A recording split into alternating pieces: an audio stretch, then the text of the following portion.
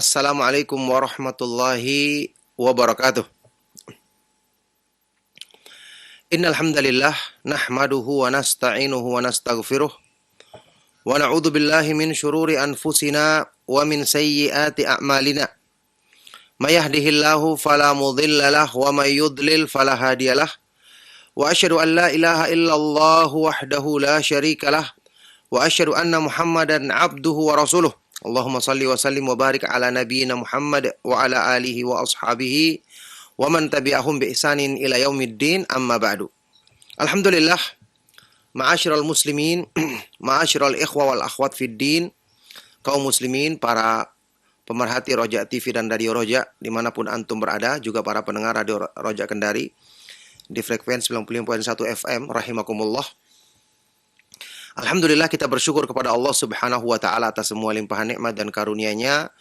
Di pagi hari yang berbahagia ini kita dipertemukan kembali di dalam majelis ilmu yang mulia, di dalam kajian pembahasan yang sangat bermanfaat, buah karya dari Al-Imam Syamsuddin Abu Abdillah Ibnu Qayyim al-Jauziyah rahimahullah taala.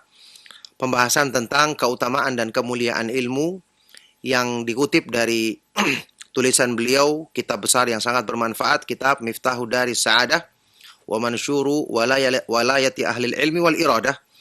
Di bagian pembahasan pertama, al-aslul awal, yaitu al-ilmu fadluhu wa syarafuhu, ilmu, keutamaan dan kemuliaannya, wa bayanu umumil hajati ilaih, penjelasan tentang kebutuhan manusia secara keseluruhan kepada ilmu agama, wa tawakkufi kamalil abdi wa najatihi fi ma'asyihi wa ma'adihi alaih, serta tergantungnya kesempurnaan dan keselamatan seorang hamba di dunia dan di akhirat terhadap ilmu tersebut.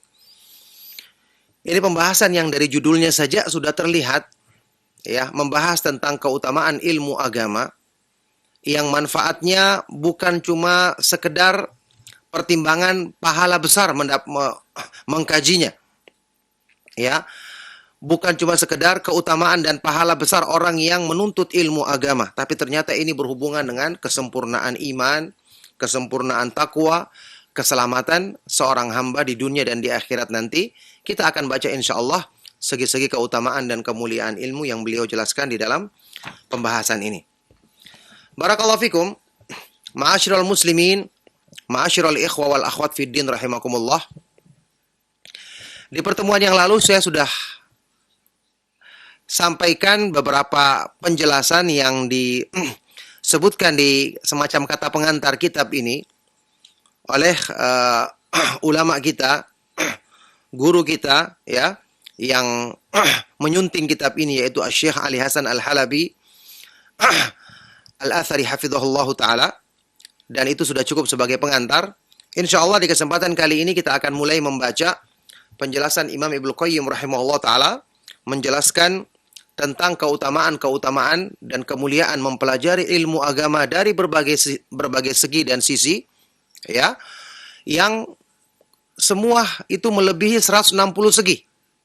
Yang cukup insyaallah ini sebagai motivasi bagi setiap orang yang beriman yang menginginkan kemuliaan dunia dan akhirat untuk bersemangat memahami segi-segi keutamaan dan kemuliaan ilmu ini. Barakallahu fikum, kita mulai, ya. Wujuhu tafdilil ilmi. Segi-segi keutamaan dan kemuliaan ilmu. Al-wajhul awal, segi yang pertama, ya, di sini diberi judul kecil oleh Syekh Ali Hasan hafizahullah taala, syahadatullahi subhanahu li ahlil ilmi, persaksian dari Allah bagi orang yang berilmu. Ada persaksian, ada pengakuan dari Allah Subhanahu wa taala bagi orang yang berilmu. Nanti kita akan baca yang dipersaksikan adalah hal yang berhubungan, yang berkaitan erat dengan inti keimanan mereka, yaitu persaksian dari Allah tentang syahadat atau tauhidnya orang-orang yang berilmu. Kita akan baca insyaallah. Nah, baik.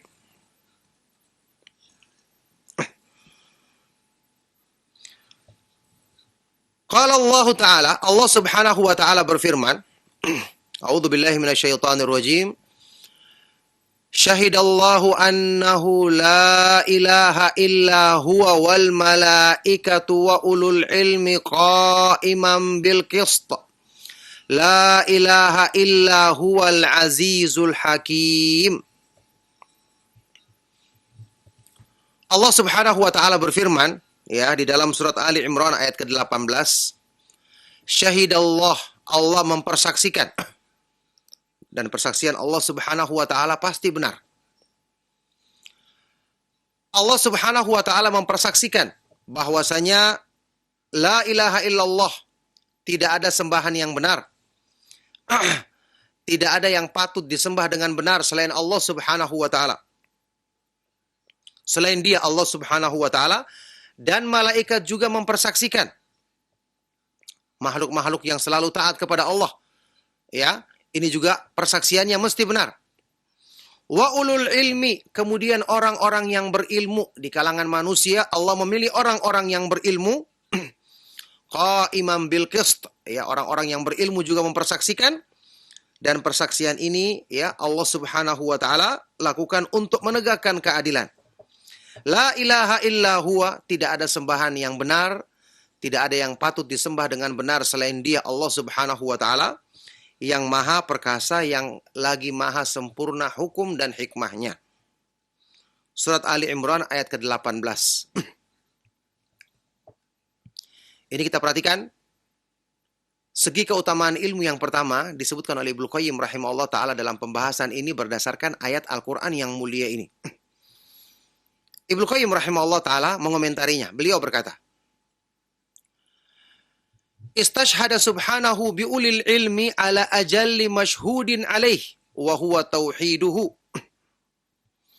Allah Subhanahu wa taala mengambil persaksian atau mengakui persaksian orang-orang yang berilmu untuk mempersaksikan sesuatu yang paling agung kedudukannya, yaitu apa? Tauhid. Tidak ada yang lebih mulia daripada kalimat tauhid la ilaha illallah, menetapkan bahwa Allah Subhanahu wa taala satu-satunya yang pantas, yang benar untuk disembah. Segala sembahan selain Allah Subhanahu wa taala adalah batil, adalah kerusakan dan keburukan. Allah Subhanahu wa taala mengambil di kalangan manusia untuk mempersaksikan sesuatu yang sangat besar ini, yaitu tauhid, hanya mengambil orang-orang yang berilmu, yaitu yang memahami petunjuk agamanya. Faqala, Allah Subhanahu wa taala berfirman, ya, syahidallahu annahu la ilaha illa huwa wal malaikatu wa ulul ilmi qa'iman bil qist. Allah mempersaksikan bahwasanya tidak ada sembahan yang benar kecuali Dia semata-mata. Juga para malaikat mempersaksikannya, dan juga orang-orang yang berilmu di kalangan manusia. Allah Subhanahu wa taala mempersaksikan ini dalam rangka untuk menegakkan keadilan. Ini ayat yang tadi kita baca. Kata Ibnu Qayyim, wa hadza yadullu ala fadlil ilmi wa ahlihi min wujuhin. Maka ayat ini menunjukkan keutamaan ilmu dan orang-orang yang berilmu. Keutamaan ilmu itu sendiri dan orang-orang yang memilikinya. Ya, orang-orang yang berilmu ya ditunjukkan di dalam ayat ini min wujuhin, dari beberapa segi, dari beberapa sudut pandang. Kita lihat. Ahaduha atau ahadiha istishhaduhum duna ghairihim minal bashar. Kenapa dikatakan ini keutamaan dan kemuliaan? Allah, karena yang pertama Allah mengambil persaksian mereka tanpa golongan manusia yang lain. Hanya orang yang berilmu yang diambil persaksiannya. Ya. Allah Subhanahu wa taala gandengkan dengan malaikat. Nanti akan disebutkan di segi yang berikutnya. Seandainya mereka tidak punya keistimewaan, maka mereka tidak akan mungkin dimuliakan. Ya. Jadi menunjukkan ini adalah keutamaan dan kemuliaan orang yang berilmu. Wathani, yang kedua,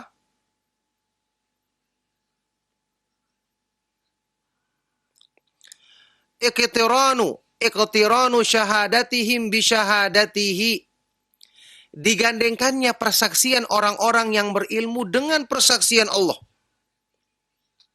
Ya, Allah mempersaksikan.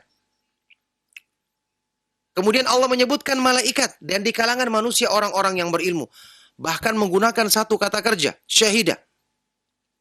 Digandengkannya syahadat Allah, persaksian Allah yang pasti benarnya dengan persaksian makhluk-makhluknya menunjukkan ini pengakuan akan benarnya persaksian para makhluk tersebut. Baik. Ats-tsalitsu, yang ketiga. Iqtiranuha bi syahadati malaikatihi, digandengkannya persaksian orang-orang yang berilmu dengan persaksian para malaikat. Makhluk-makhluk Allah yang selalu taat kepadanya. La ya'sunallaha ma amarahum wa yaf'aluna ma yu'marun. Firman Allah tentang para malaikat di dalam surat At-Tahrim, mereka tidak pernah mendurhakai Allah Subhanahu wa taala dan dalam apa yang Allah perintahkan dan selalu melakukan apa yang Allah perintahkan. Ini menunjukkan kemuliaan orang yang berilmu karena digandengkan persaksiannya dengan persaksian makhluk-makhluk Allah yang selalu taat, yang selalu melaksanakan perintahnya. Ar-rabi', yang keempat. Anna fi dhimni hadza tazkiyatahum wa ta'dilahum. Fa inna Allah la yastashhidu min khalqihi illa al-udul. Di dalam kandungan ayat ini, di dalam kandungan diambilnya persaksian orang-orang yang berilmu ini berarti terdapat tazkiyah, rekomendasi dari Allah kepada mereka. Terdapat ta'dil, pujian. Ya, pengakuan akan benarnya akhlak mereka, benarnya iman mereka, benarnya pemahaman dan pengamalan agama mereka. Ada tazkiyah, ada rekomendasi. Ada pengakuan akan keadilan, kejujuran mereka, benarnya apa yang mereka pahami dan amalkan. Jadi Allah Subhanahu wa taala merekomendasikan orang-orang yang berilmu karena sesungguhnya Allah Subhanahu wa taala tidak akan mengambil persaksian dari makhluknya kecuali orang-orang yang udul, orang-orang yang terpercaya. Orang-orang yang memang membawa dan memahami dan mengamalkan kebenaran. Ya, makanya Allah mengambil persaksian malaikat karena mereka bisa dipercaya dan selalu taat kepada Allah. Kemudian Allah mengambil orang-orang yang berilmu. Wa minhul atharul ma'rufu 'anin Nabi sallallahu alaihi wasallam. Hal ini juga ya ditunjukkan buktinya dalam sebuah hadis yang sahih ya dari Nabi sallallahu alaihi wasallam. Hadis ini dikumpulkan berbagai jalurnya oleh sebagian dari para ulama termasuk Syekh Ali Hasan sendiri. Yang beliau simpulkan hadis ini adalah hadis yang sahih dari berbagai jalurnya. Juga oleh Syekh Al-Albani rahimahullah taala sebelumnya dinyatakan sebagai hadis yang hasan atau sahih. Nah, Rasulullah sallallahu alaihi wasallam bersabda menyebutkan makna ini, yahmilu hadzal ilma min kulli khalafin uduluhu yanfuna anhu tahrifal ghalina wa intihalal mubtilina wa ta'wilal jahilin. Rasulullah Shallallahu Alaihi Wasallam bersabda akan membawa ilmu agama dari setiap generasi. Akan membawa ilmu agama ini dari setiap generasi adalah orang-orang yang terpercaya. Ini rekomendasi. Yang akan membawa ilmu agama dengan sebenarnya, dia akan menyampaikan ilmu, menyampaikan Al-Quran dan Sunnah dengan pemahaman salaf, adalah orang-orang yang bisa dipercaya saja. Ini rekomendasi dari Rasulullah Sallallahu Alaihi Wasallam. Apa tugas mereka? Yanfuna anhu tahrifal ghalin. Mereka akan membersihkan dari agama ini upaya untuk tahrif, menyelewengkan makna Al-Quran dan Sunnah dari orang-orang yang melampaui batas. Jadi pembawa agama itu mereka akan mengkritik hal-hal yang salah tentu dengan cara yang baik. Ya, mereka akan meluruskan pemahaman yang salah di masyarakat dengan cara yang lemah lembut. Mereka akan membersihkan dari agama ini tahrifal ghalin, upaya untuk menyelewengkan makna dalil-dalil dari Al-Quran dan Sunnah dari orang-orang yang melampaui batas. Wantihalal mubtilin, mereka akan membersihkan dari agama ini intihal, pemalsuan atau kedustaan yang dilakukan oleh orang-orang yang ingin merusak agama. Juga pentakwilannya orang-orang yang jahil, orang-orang yang bodoh. Orang-orang yang bodoh yang menyelewengkan atau memahami, mentakwilkan makna Al-Quran dan Sunnah karena kebodohan. Ini juga mereka akan bersihkan kotoran-kotoran yang buruk ini dari ilmu agama yang agung ini. Inilah tugasnya orang-orang yang berilmu, makanya mereka direkomendasikan. Dipuji oleh Allah Subhanahu wa taala karena ilmu itu tentu saja ilmu yang bermanfaat akan meluruskan akhlak orang yang mempelajarinya, yang kemudian dengan sebab itu dia akan bisa memperbaiki orang lain dengan izin Allah Subhanahu wa taala. Baik, dibawakan di sini sebuah riwayat atau kisah dari ulama yang terdahulu oleh Imam Ibnu Qayyim rahimahullah taala. Ini dinukil dari kitab Syaraf Ashabil Hadis, tulisan Al-Imam Al-Khatib Al-Baghdadi rahimahullah taala. Wa qala Muhammad ibnu Ahmad ibnu Yaqub ibnu Syaibah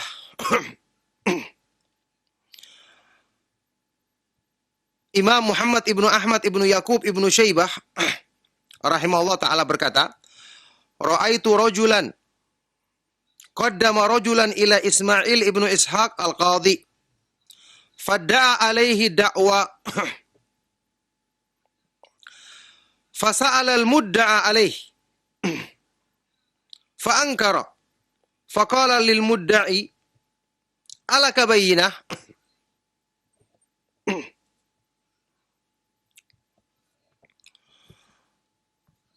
alaka bayyinah qala na'am fulanun wa fulan qala amma fulanun famin syuhudi wa amma fulanun falaysa min syuhudi qala faya'rifuhu al-qadhi qala na'am qala bimadha qala a'rifuhu bi katbil hadith qala kaifa ta'rifuhu fi katbihi al-hadith qala ma alimtu illa khairan qala fa inna an-nabiyya sallallahu alaihi wasallam qala yahmilu hadzal ilma min kulli khalafin uduluhu faman addalahu Rasulullah sallallahu alaihi wasallam aula mimman addaltahu anta faqalakum fahatihi faqad qabiltu syahadatahu. Ada sebuah kisah dari para ulama yang terdahulu sehubungan dengan makna hadis ini. Ya, jadi Muhammad ibnu Ahmad ibnu Yaqub ibnu Syaibah mengatakan, aku pernah melihat seseorang ya menghadapkan atau menggugat seorang laki-laki menggugat orang lain, dihadapkan kepada qadhi, ya seorang hakim di negeri kaum muslimin saat itu, Qadhi Ismail ibnu Ishaq. Jadi ada orang yang membawa ke hakim yang bernama Ismail ibnu Ishaq al-Qadhi ini, ada orang yang mengajukan gugatan kepada orang lain dalam peradilan Islam. Fadda alaihi dakwah, dia menuduhnya, mengaku atau menuduhnya dengan satu tuduhan, menggugatnya. Fasa'alal mudda'a alaih. Maka qadhi ini hakim, dia bertanya kepada orang yang dituduh, tergugat tadi, apakah itu betul? Maka tentu dia dia mengingkari, tidak betul. Ya, karena kita ketahui hadis Rasulullah sallallahu alaihi wasallam yang sahih yang terkenal riwayat Imam Muslim, al-bayyinatu ala man idda'a wal yaminu ala man ankara. Kata Rasulullah sallallahu alaihi wasallam, harus mendatangkan bukti orang yang menggugat atau menuduh, sedangkan orang yang dituduh ketika dia mengingkarinya maka dia bersumpah. Nah, baik, kemudian hakim ini berkata kepada yang menggugat, si penggugat, ya, dia berkata kepada si penggugat, alaka bayyinah, apakah kamu punya bukti, punya saksi dari tuduhanmu ini, dari gugatanmu ini? Qala na'am, iya saya punya saksi. Fulanun wa fulan, dia sebutkan nama dua orang, si fulan dan si fulan, dia siap untuk bersaksi. Qala, maka hakim ini berkata, amma fulanun famin syuhudi, kalau si fulan yang pertama saya kenal, saya termasuk, dia adalah termasuk saksi yang saya terima persaksiannya. Adapun fulan yang kedua yang kamu sebutkan, maka ini bukan termasuk saksi yang saya terima persaksiannya. Yang pertama saya terima, yang kedua tidak. Qala, maka orang ini kaget. Fayarifuhul qadhi, bagaimana Anda, wahai hakim, bisa mengenalnya? Yang pertama kamu terima, yang kedua tidak. Yang pertama kamu terima persaksiannya, yang kedua kamu bukan termasuk yang kamu terima persaksiannya. Qala na'am, iya. Qala bimadha, ya dengan apa kamu mengetahui itu, wahai hakim? Qala, maka hakim atau qadhi ini berkata, a'rifuhu bikatbil hadis. Saya mengetahui yang pertama karena dia menulis hadis. Dia adalah orang yang rajin menuntut ilmu hadis, ilmu sunnah. Qala fa kaifa ta'rifuhu fi katbihil hadis? Bagaimana kamu bisa mengenal hanya ketika sekedar dia menulis ilmu hadis saja kamu mengenal dan mengakui dia baik? Qala, maka hakim ini berkata, ma alimtu illa khairan, karena aku tidak mengetahui orang yang menulis hadis kecuali orang itu adalah orang yang baik. Qala, lanjut lagi hakim ini berkata, fa inna nabiyya sallallahu alaihi wasallam qala, karena Rasulullah sallallahu alaihi wasallam bersabda, beliau membawakan hadis tadi, yahmilu hadzal ilma min kulli khalafin uduluhu, akan membawa ilmu agama ini dari setiap generasi hanya orang-orang yang adil terpercaya di antara mereka, orang-orang yang bisa diterima persaksiannya di antara mereka. Faman addalahu, maka siapa yang direkomendasikan oleh Rasulullah sallallahu alaihi wasallam tentu lebih utama dibandingkan orang yang direkomendasikan olehmu. Faqala, kemudian hakim ini berkata, kum fahatih, berdirilah kau, ambillah. Panggil orang yang tadi itu, yang aku sudah terima persaksiannya itu karena dia menulis hadis itu, panggil dia, aku akan terima apa yang dipersaksikannya. Ini contoh pengamalan dari para ulama salaf tentang hadis ini, ya, sehubungan dengan makna ayat yang sedang kita bahas menunjukkan apa? Orang yang mempelajari ilmu agama, orang yang mempelajari Al-Quran, mempelajari hadis-hadis Rasulullah Sallallahu Alaihi Wasallam adalah orang yang telah direkomendasikan oleh Allah Subhanahu Wa Taala bahwa persaksian mereka benar, berarti orangnya adalah orang yang dibenarkan dalam ilmu dan amalnya, dalam keimanannya, dalam yang berhubungan dengan kebaikan-kebaikan pada dirinya. Nah, kata Ibnu Qayyim rahimahullah taala, sayati insya'allahul kalamu ala hadzal hadits fi mawdi'ihi. Insyaallah pembicaraan tentang hadis ini karena juga menunjukkan keutamaan orang yang berilmu itu akan dibahas panjang lebar nanti di salah satu segi keutamaan ilmu yang nanti akan disebutkan atau dijelaskan oleh beliau insyaallah. Nah, baik. Itulah segi yang keempat. Al-khamis, yang kelima,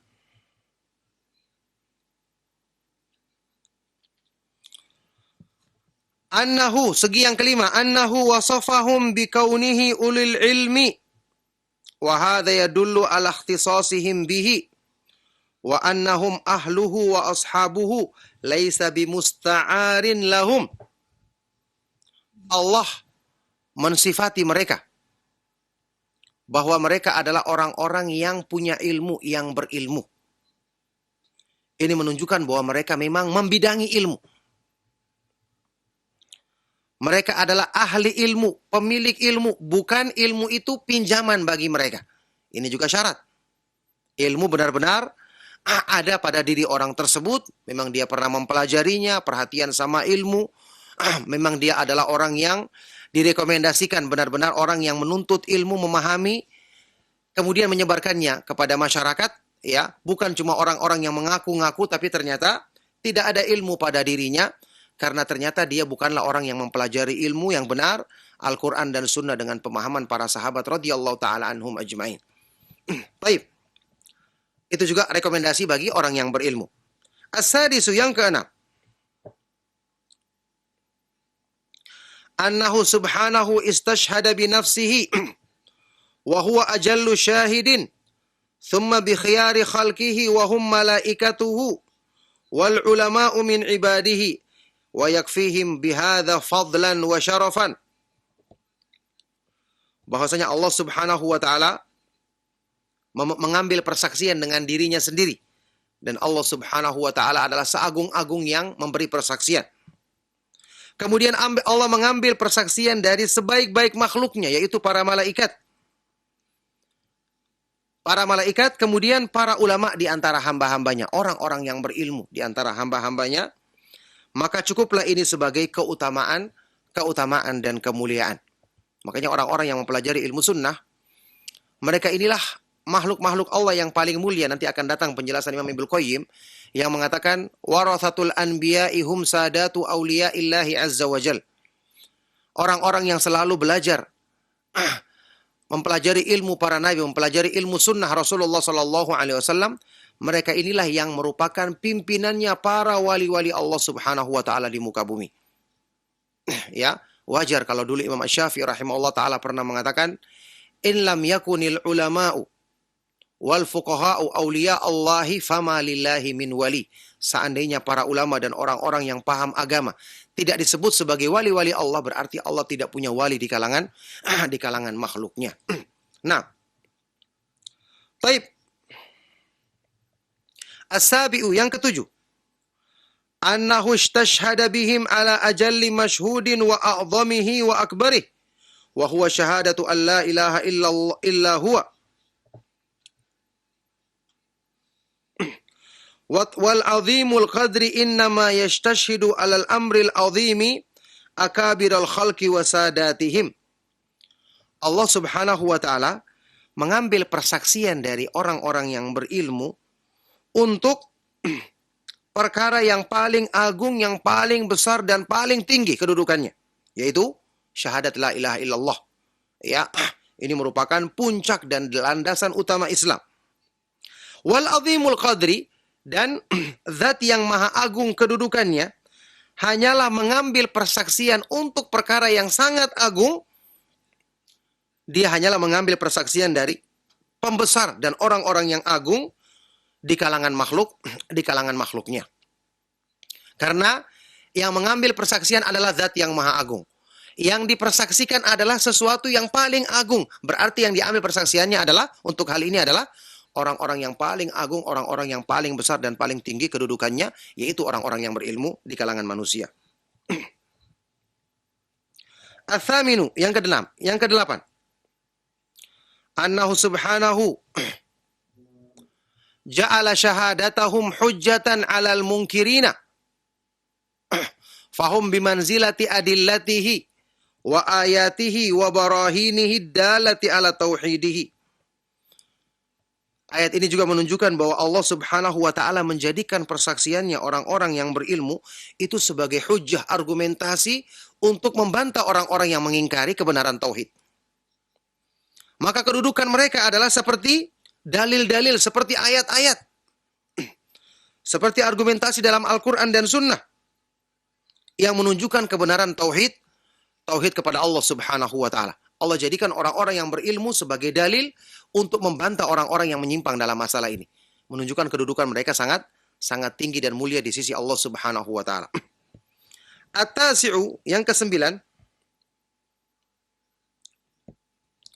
Annahu subhanahu afradal fi'lal mutadammina lihadhihi syahadati as-sadirati minhu wa min malaikatihi wa minhum wa lam ya'tif syahadatahum bi fi'lin akhar ala syahadatihi wa hadha yadullu ala shiddati irtibati syahadatihim bi syahadatihi faka'annahu subhanahu syahida li nafsihi bit tauhid ala alsinatihim wa antaqahum bi hadhihi syahadati fakana huwa syahida biha li nafsihi iqamatan wa intaqan wa ta'liman wa humus syahiduna biha lahu iqraran wa i'tirafan wa tasdiqan wa imanan. Allah Subhanahu wa ta'ala afradal fi'il, menyebutkan kata kerja yang satu, tidak mengulangi kata kerja. Syahidallahu, Allah bersaksi, cuma kata-kata syahida, enggak diulang lagi setelah itu. Tidak diulang lagi untuk menyebutkan malaikat dan orang yang berilmu. Cukup dengan satu kata kerja, tapi pelakunya disebutkan ya dengan huruf ataf, dan Allah, kemudian dan malaikat dan orang-orang yang berilmu. Allah Subhanahu wa ta'ala menyebutkan satu kata kerja yang terkandung makna persaksian ini yang bersumber dari Allah, kemudian bersumber dari para malaikatnya dan dari orang-orang yang berilmu. Allah Subhanahu wa ta'ala tidak menggandengkan persaksiannya malaikat dan orang-orang yang berilmu dengan kata kerja yang lain, dengan persaksian yang lain. Ya, ini menunjukkan sangat eratnya keterikatan persaksian mereka orang-orang yang berilmu dengan persaksian Allah di dalam ayat ini. Maka seolah Allah Subhanahu wa ta'ala mempersaksikan untuk dirinya dengan tauhid melalui lisan mereka orang-orang yang berilmu.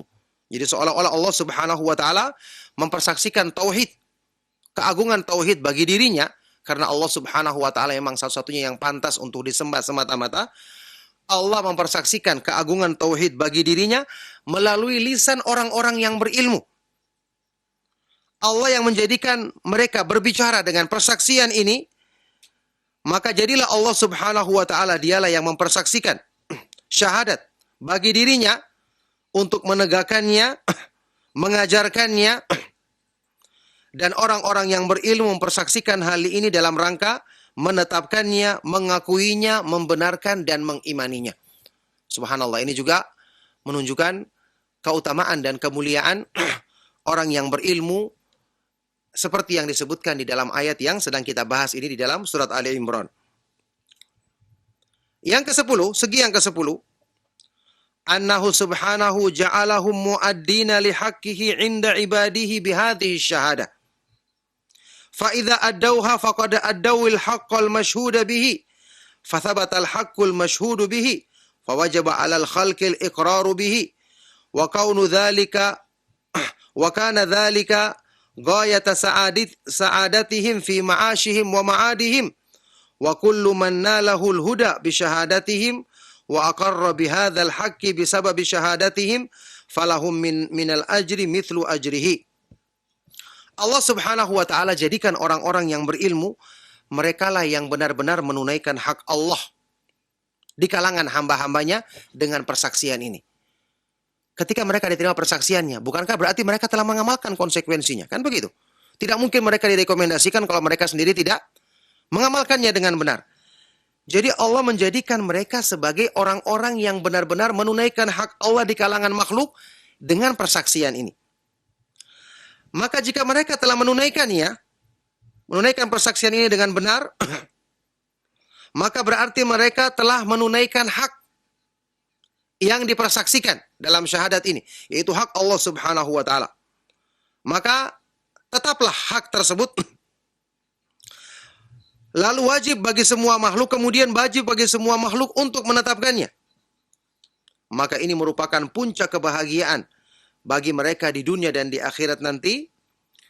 Dan siapa saja di kalangan makhluk yang mendapatkan petunjuk disebabkan persaksiannya orang-orang yang berilmu, siapa saja yang kemudian menetapkan kebenaran ini dengan sebab persaksian mereka, maka orang-orang yang berilmu ini akan mendapatkan pahala dari orang-orang yang mendapatkan petunjuk tersebut, ya, sampai hari kiamat dengan tidak mengurangi pahala mereka sedikit pun.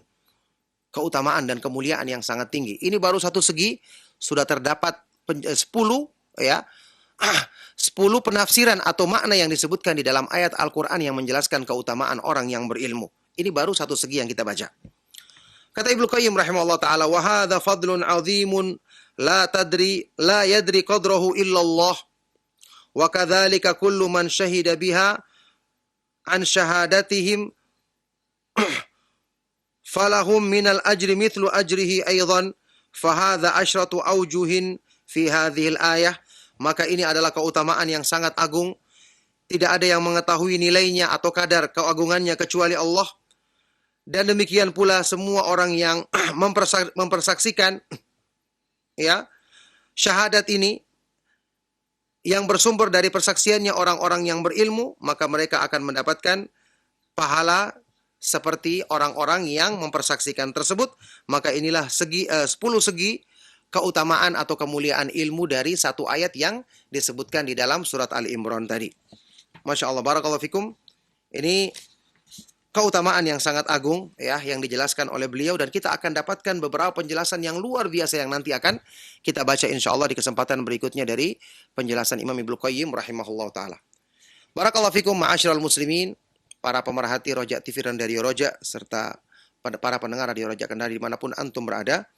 Cukup sampai di sini insya Allah untuk kajian kita kali ini. Satu segi yang kita baca cukup panjang, mudah-mudahan bermanfaat dan menambah motivasi kebaikan bagi diri kita dalam menuntut ilmu, mendengarkan nasihat-nasihat yang bermanfaat, memahami kemudian mengamalkannya, dengan tentu mengharapkan keridhaan Allah Subhanahu wa taala.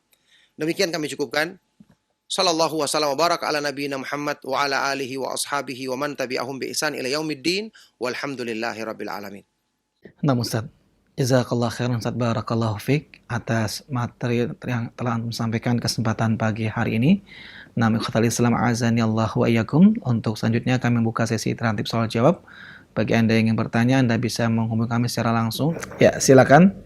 Halo, assalamualaikum warahmatullahi wabarakatuh. Waalaikumsalam warahmatullahi wabarakatuh. Dengan siapa Ibu dan di mana?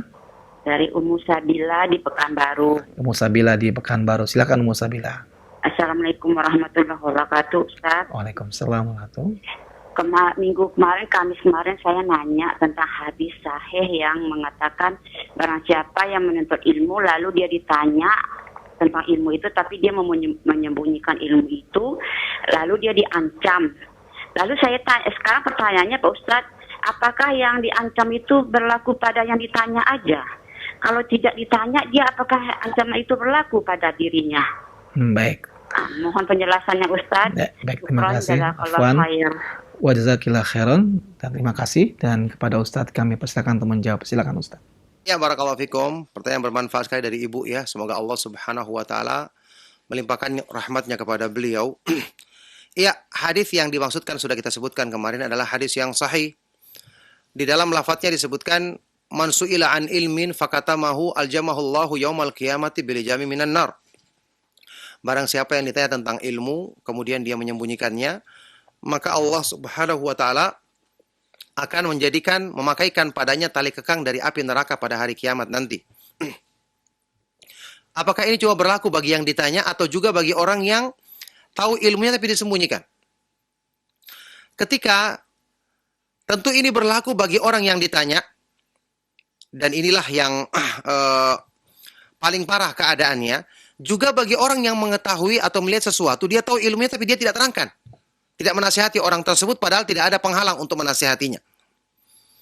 Ya, tentu saja kita punya kewajiban kalau kita mengetahui satu masalah, orang sedang berdiskusi atau sedang melakukan sesuatu ternyata dia salah atau tidak mengetahui petunjuknya, kita faham, kita menyembunyikan maka termasuk di dalamnya. Sebagian dari lafaz riwayat ini menyebutkan man katamal ilma, barang siapa yang menyembunyikan ilmu. Kalau tadi kan lafaznya barang siapa yang ditanya. Sebagian lafaznya menyebutkan barang siapa yang menyembunyikan ilmu. Yakni ketika ada satu kejadian yang berhubungan dengan urusan agama, di sekitar kita orang melakukan sesuatu salah, kita tahu ilmunya dan tidak ada penghalang, sampaikan harusnya. Ya, karena termasuk dalam perintah untuk menyampaikan agama Allah Subhanahu wa taala seperti yang disebutkan di dalam beberapa dalil yang lain. Misalnya sabda Rasulullah SAW, man ra'a minkum mungkaran falyughayyirhu biyadihi. Barang siapa yang melihat kemungkaran hendaknya dia merubah dengan tangannya, kalau tidak mampu dengan lisannya, paling tidak minimal kalau tidak mampu dengan hatinya, dan itu adalah selemah-lemah iman. Dengan kita menasihati, ini kan berarti kita menyampaikan ilmu dalam permasalahan yang kita ketahui tersebut supaya orang yang tadinya melakukan kesalahan bisa kemudian memperbaiki dan melakukan yang benar. Nah, barakallahu fikum. Nah, Ustaz, Taufik barakallah, jazakallah khairan atas jawaban yang telah antum sampaikan Ustaz. Dan demikianlah jawaban untuk Ummu Sabila, mudah-mudahan dapat difahami dengan baik dan benar apa jawaban yang telah disampaikan oleh Ustaz. Ikhwatal Islam azani Allahu wa iyyakum, masih kami angkat pertanyaan berikut. Nah, kita angkat untuk berikutnya.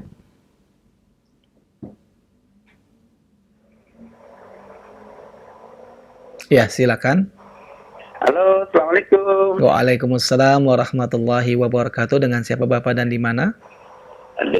Dengan Muslimin di Bone, Ustaz. Dengan Pak Muslim di Bone ya, Pak? Iya, silakan Pak Muslim pertanyaannya. Pertanyaannya, Ustaz, yang saya tanyakan ini, bagaimana hukumnya kalau setiap tahun kita kasih naik umrah orang, Ustaz? Kasih umrah kita. Iya, oh, iya, kebetulan ada rezeki, jadinya saya setiap tahun pasti ada saya kesini umrah. Dan pertanyaannya bagaimana hukumnya itu, Ustaz? Iya, baik. Terima kasih Pak atas pertanyaannya. Terima kasih Pak Muslim. Iya. Iya, Assalamualaikum warahmatullahi wabarakatuh. Waalaikumsalam warahmatullahi wabarakatuh. Kepada Ustadz kami pasti akan menjawab. Silakan Ustadz. Iya, barakallahu fikum. Pertanyaan bermanfaat dari Bapak Muslim ya yang ada di Bone. Semoga Allah Subhanahu wa taala senantiasa menambah kebaikan pada diri beliau dan juga kepada kita semua. Tapi pertanyaannya, bagaimana orang yang ya Allah berikan kelapangan rezeki, kemudian dia mengumrohkan, ya membiayai perjalanan umroh setiap tahun bagi kaum muslimin yang lainnya. Kita katakan, Masya Allah, ini adalah keutamaan yang besar. Keutamaan yang besar, ya tentu kita katakan dia memilih orang-orang yang mungkin punya potensi dalam dakwah atau orang-orang yang perlu didekati, ya, supaya dengan itu dia semakin kuat dalam keislamannya, semakin semangat dalam berislam. Ya, kalau seandainya Pak Muslim ini punya kelebihan rezeki, misalnya dia tentu umrah untuk dirinya sendiri dulu, karena bagaimanapun dengan dia beramal sendiri maka itu lebih utama. Kemudian dia memilih di antara keluarganya mungkin dia utamakan orang-orang yang bisa diajak untuk kebaikan agama, ya, diutamakan di kalangan keluarganya dulu untuk diumrohkan, ya. Kemudian orang-orang yang mungkin punya pengaruh dalam menyampaikan kebaikan-kebaikan, maka ini bagus kalau dia memilih yang seperti itu. Maka ini adalah amal yang baik, keutamaan dan kebaikan besar yang harusnya dia berusaha untuk meningkatkan kebaikan ini, ya. Mengumrohkan orang ini adalah jelas keutamaan dan kemuliaan yang besar, dengan tentu dia tidak tidak kurang juga dalam melakukan kebaikan-kebaikan, misalnya bersedekah kepada orang-orang miskin, misalnya memberikan bantuan untuk pembangunan masjid atau hal-hal yang bermanfaat yang lainnya. Kalau dia semakin banyak melakukan kebaikan-kebaikan tersebut, maka tentu akan semakin besar keutamaannya dan kemuliaannya di sisi Allah Subhanahu wa taala. Semoga Allah mudahkan bagi beliau dan kepada kita semua. Nah, barakallahu fikum. Nah, Ustaz, wafik barakallah, jazakallah khairan atas jawaban yang disampaikan Ustaz. Demikian jawaban untuk Pak Muslim di Bone, mudah-mudahan dapat difahami dengan baik dan benar jawaban yang telah disampaikan oleh Ustaz. Ikhwatal Islam azani Allahu wa iyyakum, masih kami angkat pertanyaan melalui telepon. Nah, untuk itu kita angkat berikutnya, silakan. Nah, Ya. Assalamualaikum. Waalaikumsalam warahmatullahi wabarakatuh. Dengan siapa Ibu dan di mana? Dengan hamba Allah di Jawa Timur. Ya, silakan Ibu. Ya. Ya, silakan Ibu pertanyaannya. Ya. Assalamualaikum Ustaz. Waalaikumsalam warahmatullahi. Pagi ini saya dapat kabar bahwa ternyata saya itu anak hasil berzina. Baik Ibu, mungkin bisa pertanyaan untuk disebutkan ke orang yang lain. Silakan langsung pertanyaan saja Ibu. Ya, saya tanya, halo Ustaz. Iya, Assalamualaikum. Ya, waalaikumsalam. Silakan Ibu. Saya pagi ini bahwa saya itu anak hasil zina. Kemudian saya bertanya kepada bapak saya tentang perwalian saya ketika menikah dulu. Nah, jawaban beliau adalah saya dinikahkan dengan wali hakim. Namun di buku nikah saya tercatat bahwa bapak saya masih sebagai wali. Nah, bagaimana hukumnya Ustaz pernikahan saya? Karena saya menikah sudah 11 tahun dan memiliki beberapa anak. Ya. Baik Ibu. Dan saya ingat waktu itu ketika ijab kabul memang suami saya berijab dengan penghulu dan mengatakan bahwa pernikahan ini diwakilkan kepada saya, gitu kata penghulunya. Ya. Barakallahu fiik Ustaz. Wafik barakallah. Waalaikumsalam warahmatullahi wabarakatuh.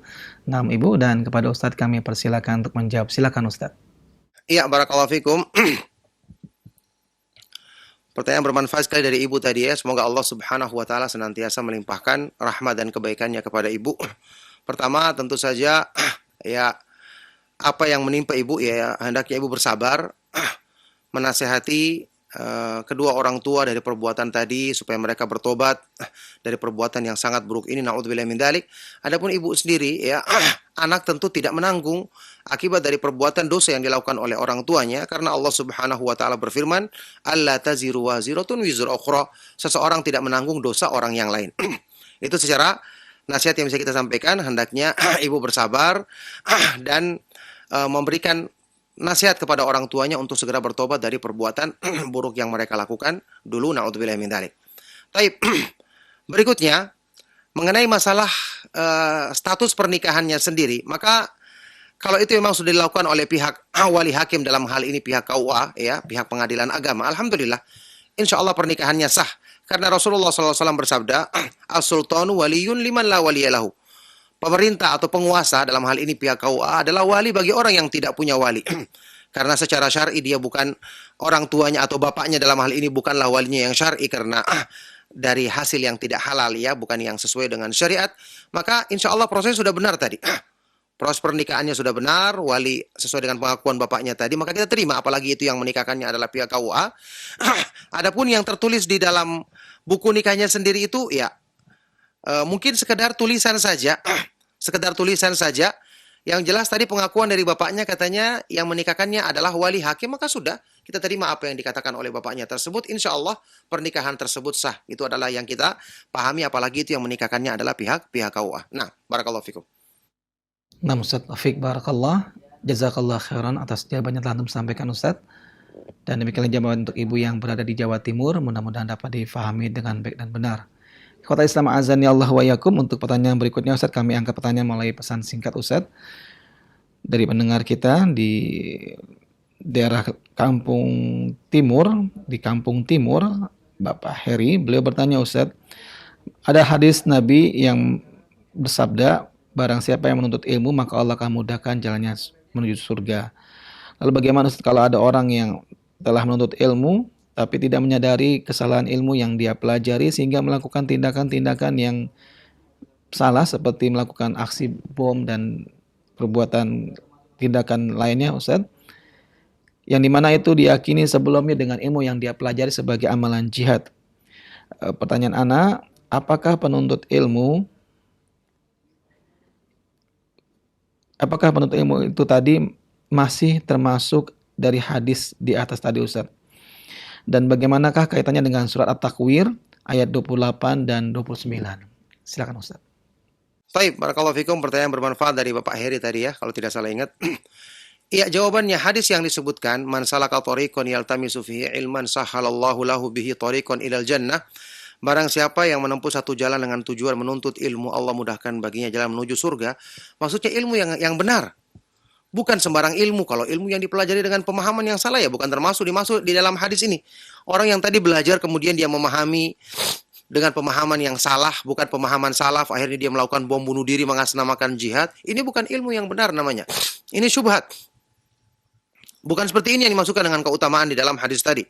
Jadi keutamaan di hadis tadi adalah berlaku bagi orang yang mempelajari ilmu dengan benar. Sama misalnya waktu kita mendengarkan ayat Al-Quran, Inna sholata tanha anil fahsya'i wal munkar. Sesungguhnya sholat mencegah dari perbuatan keji dan mungkar. Ada orang sholat masih melakukan perbuatan keji dan mungkar. Kita katakan sholat yang dia laksanakan bukan sholat yang benar. Karena yang Allah maksudkan di dalam ayat tadi adalah sholat yang benar, yang dilaksanakan dengan ikhlas, sesuai dengan contoh sholat yang dipraktekkan oleh Nabi kita yang mulia, Nabi Muhammad SAW, yang telah bersabda, Sallu kama ra'aitumuni usolli, sholatlah kalian sebagaimana kalian melihat aku sholat. Jadi ilmu yang dimaksud adalah ilmu yang benar, yaitu Al-Quran dan hadits-hadits yang sahih yang dipahami dengan pemahaman para sahabat radhiyallahu ta'ala anhum ajma'in, pemahaman para ulama ahlus sunnah wal jamaah, bukan dipahami dengan pemahaman syubhat atau hawa nafsu. Nah, Ustaz, jazakallahu khairan Ustaz, barakallahu fik atas jawabannya. Demikian jawaban untuk Pak Heri di Kampung Timur. Mudah-mudahan dapat difahami dengan benar jawabannya telah disampaikan oleh Ustaz. Kita angkat pertanyaan melalui pesan singkat Ustaz dari pendengar kita Ustaz di Samarinda Ustaz. Beliau bertanya, apakah bila kita berangkat kajian untuk menuntut ilmu setiap hari dimulai dari ibadah maghrib hingga menjelang isya, apakah itu termasuk perkara yang berlebihan dalam menuntut ilmu? Dan bagaimanakah caranya agar kita selalu semangat menuntut ilmu, bahkan ketika menuntut ilmu mulai terasa futur dan lelah Ustaz? Silakan Ustaz. Ya, barakallahu fikum, pertanyaan bermanfaat dari beliau yang ada di Samarinda. Semoga Allah Subhanahu wa taala senantiasa menjaga beliau dan kita semua dalam kebaikan. Jadi pertanyaannya tadi, orang yang setiap hari menuntut ilmu mulai dari maghrib sampai isya, apakah berlebihan? Kita katakan tidak berlebihan, bahkan kurang. Ya, orang yang sekarang bekerja siang malam, tidak ada yang mengatakan berlebihan, padahal itu urusan dunia yang akan ditinggalkan. Menuntut ilmu ini adalah kebaikan, ini adalah makanan hati kita, sebab yang akan menjadikan kita semakin dekat dengan Allah Subhanahu wa taala. Ya. Para ulama atau para sahabat radhiyallahu taala anhum ajma'in selalu setelah selesai salat mereka mendengarkan, menunggu Rasulullah SAW menyampaikan sabda-sabda beliau. Makanya para sahabat, kata Anas bin Malik radhiyallahu taala anhu, sangat senang ketika ada orang Arab pedalaman yang datang bertanya, karena dengan itu mereka akan mendengarkan sabda Rasulullah SAW dan mereka nunggu setelah selesai salat duduk di sekitar Rasulullah SAW. Mereka tidak pernah merasa bosan untuk menuntut ilmu. Demikian pula para ulama ahlus sunnah wal jamaah. Ilmu ini kita harus sering menuntutnya dan tidak rugi kita. Tentu dalam ilmu nanti kita akan dibimbing untuk kalau bekerja yang halal, mencari penghasilan yang benar. Ilmu tidak bertentangan dengan urusan dunia kita, malah mendukung supaya kita tidak lalai dengan urusan dunia kita dan juga meluruskan hal-hal yang salah dari misalnya cara kita mencari nafkah untuk diri dan keluarga kita. Makanya orang-orang yang mencela atau mengatakan berlebihan orang yang menuntut ilmu, ini adalah mencela sesuatu yang berhubungan dengan kebaikan dan keselamatan dunia dan akhirat. Kenapa orang-orang malah mencari untuk urusan dunianya dengan menghabiskan banyak waktu, padahal ini tidak selama-lamanya akan dibawanya. Sementara untuk yang dibawa dalam kehidupan yang kekal abadi selama-lamanya tidak mereka anggap sebagai sesuatu yang penting. Ini seperti yang disebutkan di dalam Al-Quran tentang kondisi yang Allah Subhanahu wa Ta'ala celah bagi kebanyakan manusia di muka bumi. Ya'lamuna dhahiran minal hayatid dunya wa hum 'anil akhirati hum ghafilun. Mereka adalah orang-orang yang hanya mengetahui perkara-perkara yang nampak, yang lahir, yang kasat mata dari kehidupan dunia, tapi untuk urusan akhirat mereka adalah orang-orang yang lalai. Na'udzubillah min dzalik. Nah, Ikhwatal Islam azani Allah wa iyyakum. Untuk berikutnya masih kami angkat pertanyaan melalui telepon. Ya, silakan. Ya, silakan.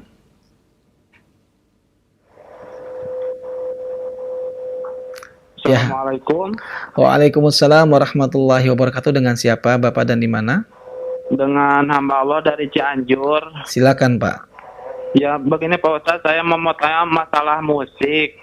Saya kan baru belajar sunnah. Saya pernah dengar katanya musik itu ijma para ulama bahwa haram. Bagaimana kalau misalkan alat musik rebana, Pak Ustadz? Apakah mutlak haram ataukah ada diboleh tapi dengan syarat-syarat tertentu?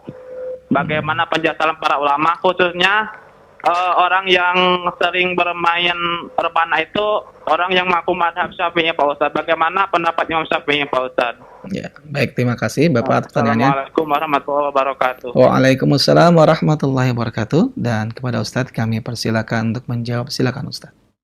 iya, barakallahu fikum. Pertanyaan bermanfaat sekali dari beliau tadi ya, yang dari Cianjur. Semoga Allah Subhanahu wa Ta'ala senantiasa melimpahkan kebaikan dan menambah semangat beliau dalam keislaman serta untuk kita semua. Nah, ya, tentang masalah keharaman musik sudah kita ketahui jelas sekali sabda Rasulullah Shallallahu Alaihi Wasallam di dalam Sahih Imam Bukhari, la yakunanna min ummati aqwamun yastahilluna al-hira wal harira wal khamra wal ma'azif.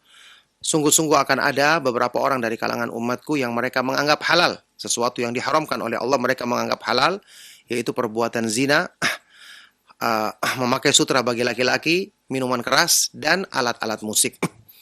Masalah yang berhubungan dengan rebana tadi yang disebutkan, itu ada memang termasuk ada hadis yang menunjukkan kebolehannya ketika dilakukan dengan mengiringi bait-bait syair yang dilantunkan ketika walimahan, ketika pernikahan, ya. Bahkan disebutkan di dalam hadis yang sahih dari Rasulullah Sallallahu Alaihi Wasallam, faslu ma bainal halal wal haram ad-darbu bid-duf, ya, perbedaan antara yang halal dan yang haram, ya, ini pernikahan yang halal ada memukul duf, memukul rebana. Cuma yang disebut dengan rebana di sini diterangkan oleh para ulama, ya, dia cuma sekedar bentuk rebana yang tidak ada apa itu bundar-bundarnya, apa namanya itu, gerincing-gerincing, ya, bunyinya gerincing-gerincing itu, ya, tidak ada itunya. Cuman rebana saja, itu pun dilakukan di kesempatan yang seperti ini, ya, untuk kesenangan atau untuk meramaikan pernikahan, itu diperbolehkan di dalam hadis tersebut, ya. Karena kita ketahui karena ada hukum asal tentang alat musik sebaiknya dijauhi. Ketika ada yang pengecualian seperti ini, maka khusus atau kita tempatkan di tempat-tempat yang kondisinya seperti ini saja. Tidak boleh kita berluas-luas, apalagi ditambahkan dengan hiasan ini dan itu, padahal ada hadis yang telah melarangnya. Itu yang saya ketahui diterangkan oleh para ulama tentang makna duf, ya, yang diperbolehkan adalah yang bentuknya memang kayak rebana itu, tapi tidak ada gerincing-gerincing atau tidak ada iringan dari musik-musik, alat-alat musik yang lainnya. Wallahu ta'ala a'lam bishawab. Nah, Ustaz, jazakallah khairan, barakallahu fiik atas jawaban yang telah disampaikan Ustaz. Nami Khotul Islam azani Allah wa iyyakum. Kembali kami angkat pertanyaan berikutnya, dan untuk pertanyaan berikutnya kami angkat melalui pesan singkat. Namun satu pertanyaan dari pendengar kita di daerah Medan Ustaz. Beliau bertanya, saya menikah dengan wali hakim di mana saya adalah anak angkat. Ketika saat suami melamar saya, dengan baik-baik ayah angkat berusaha menghubungi wali saya, tapi wali saya tidak mau menikahi karena disebabkan tidak menyukai calon suami saya. Hingga akhirnya kami berangkat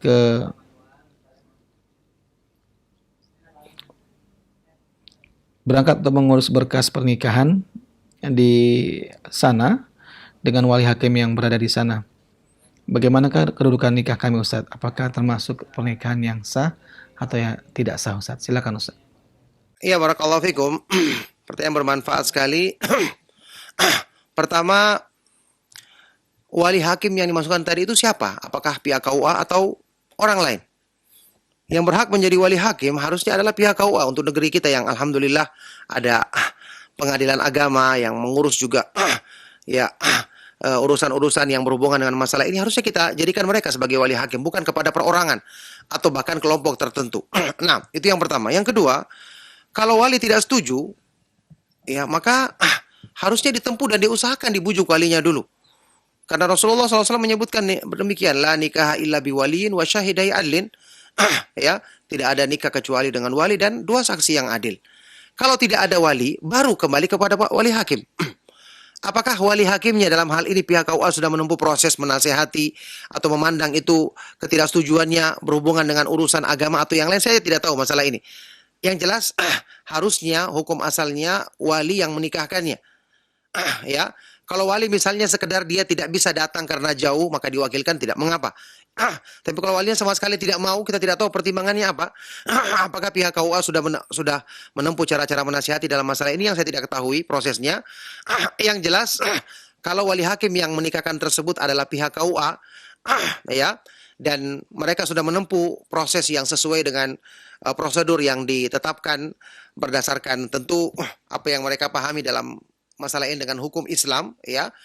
Yang kita ketahui pihak KUA kita mungkin memakai mazhab Imam Syafi'i, maka alhamdulillah mereka yang jadi penanggung jawab dalam masalah ini kalau benar-benar itu dilakukan oleh pihak KUA dan memang mereka yang melakukan prosesnya dari awal. Nah, barakallahu fikum. Nah, Ustaz Taufik barakallah, jazakallah khairan atas jawaban telah antum sampaikan Ustaz. Dan untuk berikutnya kita angkat pertanyaan melalui telepon yang merupakan pertanyaan terakhir di kesempatan pagi hari ini. Ya, silakan. Assalamualaikum. Waalaikumsalam warahmatullahi wabarakatuh. Dengan siapa Ibu dan di mana? Sama Tri di Bandung. Ibu Tri ya di Bandung. Baik, silakan Ibu. Ustaz mau tanya. Kan saya kebetulan tidak diberi anak. Mohon maaf Ibu, suaranya agak lebih dikeraskan dan mungkin suara televisinya agak dikecilkan atau suara radionya karena kami kurang jelas menyimaknya Ibu. Silakan diulang kembali Ibu. Saya kebetulan tidak dipercaya untuk mempunyai anak ya Pak ya. Kemudian saya mengangkat anak, tapi tidak pakai tidak adopsi gitu, mengambil anak biasa saja, diambil aja, diurus aja. Tapi anak tersebut jadi jadi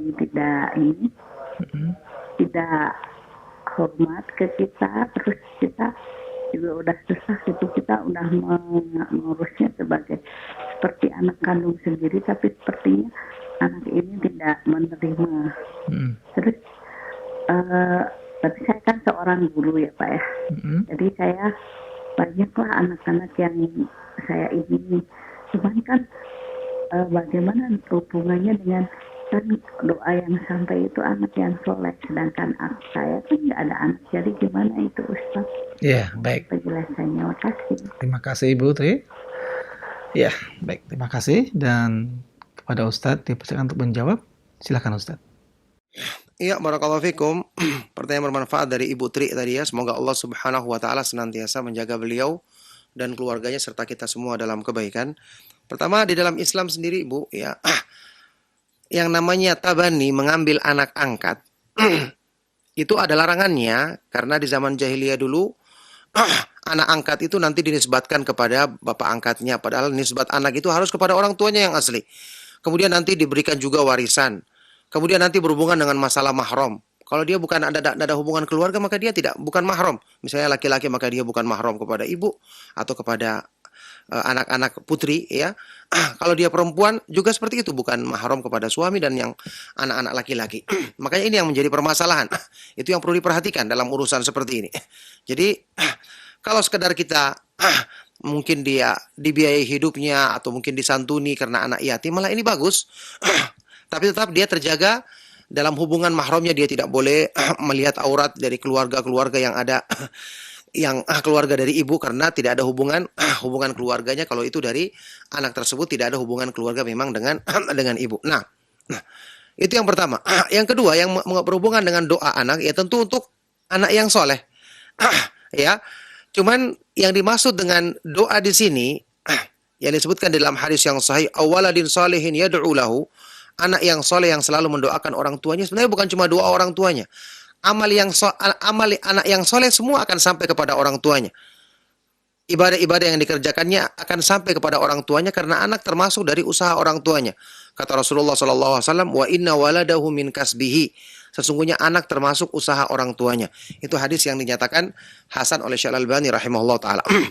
Yang jelas, orang yang tidak punya anak bagaimana caranya meraih keutamaan ini? Kan dia bisa mendidik, mengajarkan kebaikan.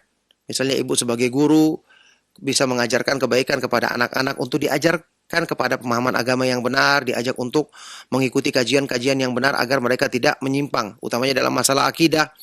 Demikian pula kalau kita misalnya ada cara lain dengan sedekah jariyah, ya, mewakafkan untuk masjid, membangun masjid atau menyumbangkan Al-Quran, banyak amal-amal yang terus mengalir pahalanya selama terus dikerjakan, maka itu termasuk pahala dan keutamaan yang terus mengalir pahalanya setelah seorang hamba meninggal dunia. Masih ada jalur lain, ya, mengajarkan kebaikan, mendidik anak orang lain misalnya, atau murid-murid kita dalam kebaikan, atau menyekolahkan anak yatim misalnya di pondok pesantren, pondok penghafal Al-Quran, kemudian dia bisa belajar agama, kemudian dia bisa menyampaikan kebaikan kepada manusia. Masya Allah, ini adalah keutamaan yang sangat besar, yang selama dia mengamalkan kebaikan tersebut, pahalanya terus akan sampai kepada kita dengan izin Allah Subhanahu wa taala. Ya, barakallahu fikum, inilah jawaban dari pertanyaan terakhir dari pertemuan kita di pagi hari ini. Semoga bermanfaat. Saya cukupkan. Sallallahu wasallam wa baraka ala nabiyina Muhammad wa ala alihi wa ashabihi wa man tabi'ahum bi ihsan ila yaumiddin. Walhamdulillahi rabbil alamin. Subhanakallahumma wa bihamdika asyhadu an la ilaha illa anta astaghfiruka wa atubu ilaik. Wassalamualaikum warahmatullahi wabarakatuh.